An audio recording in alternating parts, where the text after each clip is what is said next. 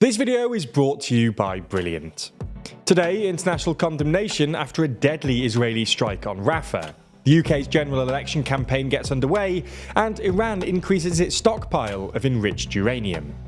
From TLDR News, this is your daily briefing for Tuesday the 28th of May, 2024.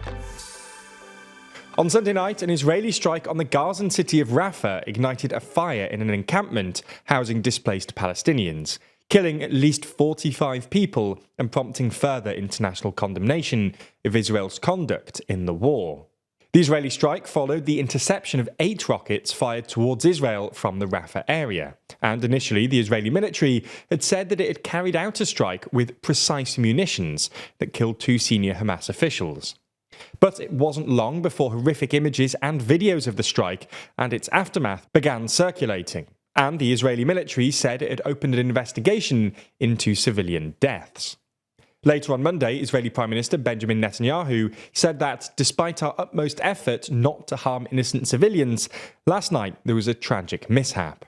He did not elaborate on this mishap, though, and Israeli strikes have continued, with the BBC reporting on Tuesday morning that the western part of Rafah city is currently under heavy bombardment and artillery fire, the most intense since the military operation began in early May.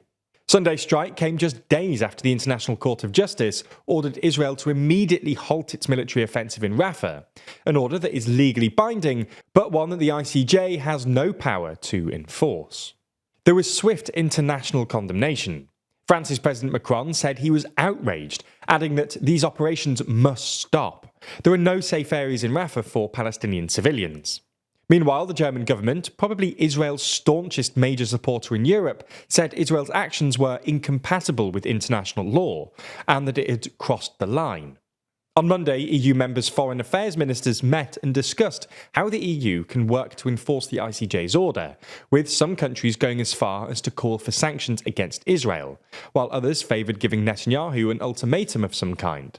One possible option that Politico says some officials and diplomats have floated is the suspension of the Israel-EU Association Agreement, which grants Israel preferential market access to the EU. As for the US's response, it described the images of the fallout of the attack on Rafah as devastating and heartbreaking, and added that, as we've been clear, Israel must take every precaution possible to protect civilians. But the White House refrained from calling on Israel to halt its offensive in Rafah. There's more on the way, but remember to subscribe and ring the bell for more daily briefing tomorrow. Plus, if you want to support the channel like Big Meowster99, then consider joining the new TLDR membership program for just $1.99. Moving here to the UK now, where we've just had the first weekend of the general election campaign, which has started with a bit of a generational battle. On Saturday, both the Tory party leader Rishi Sunak and Labour leader Keir Starmer unveiled policies targeting young people, although on pretty opposite ends of the spectrum.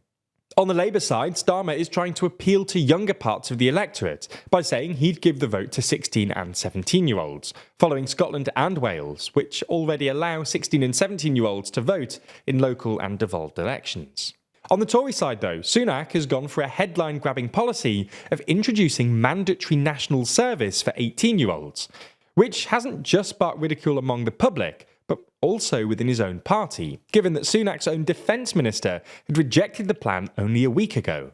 Essentially, the scheme would require teenagers to either spend 12 months in the military or volunteer for public service at weekends, with the Tories calling it completely essential.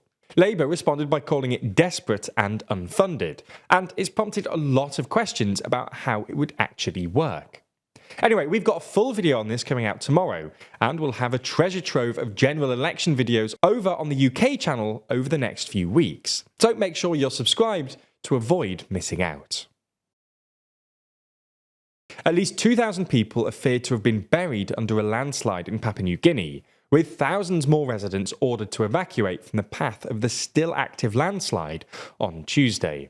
Landslides and other natural disasters are fairly regular experiences in Papua New Guinea, but Reuters reports that this is one of the most devastating ones we've seen in recent years.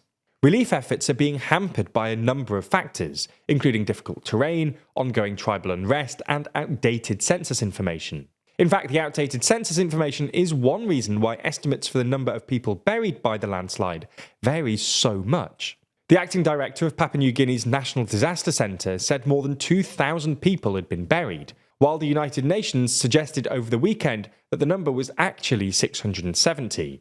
The UN's Nicholas Booth said, "Most people remain trapped under the rubble, and it's just not possible at this stage to make a very scientific, verified estimate. But it's going to be a very high number of casualties. We have to be prepared for that." Yesterday, a confidential report by the United Nations nuclear watchdog, the IAEA, revealed that Iran had increased its stockpile of uranium to near bomb grade. According to the 9-page report, Iran has enriched its uranium supply by 17% over the last 3 months.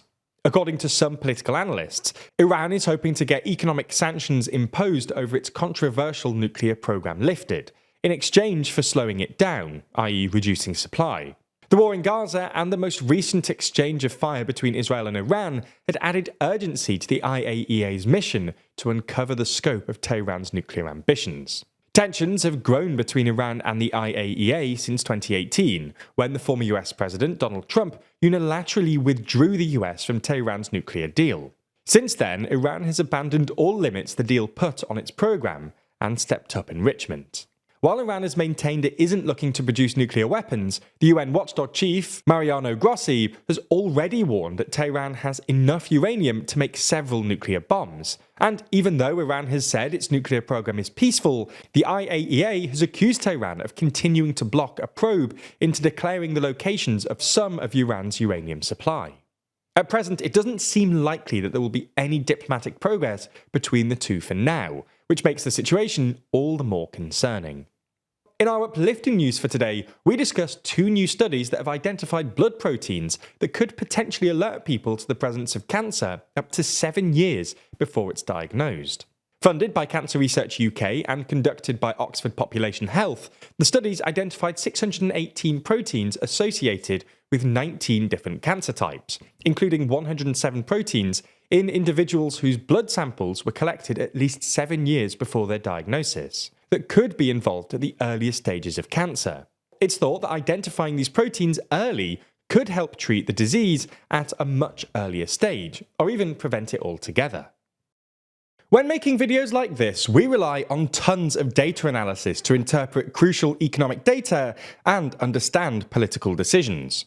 But this kind of analysis isn't just crucial for our jobs.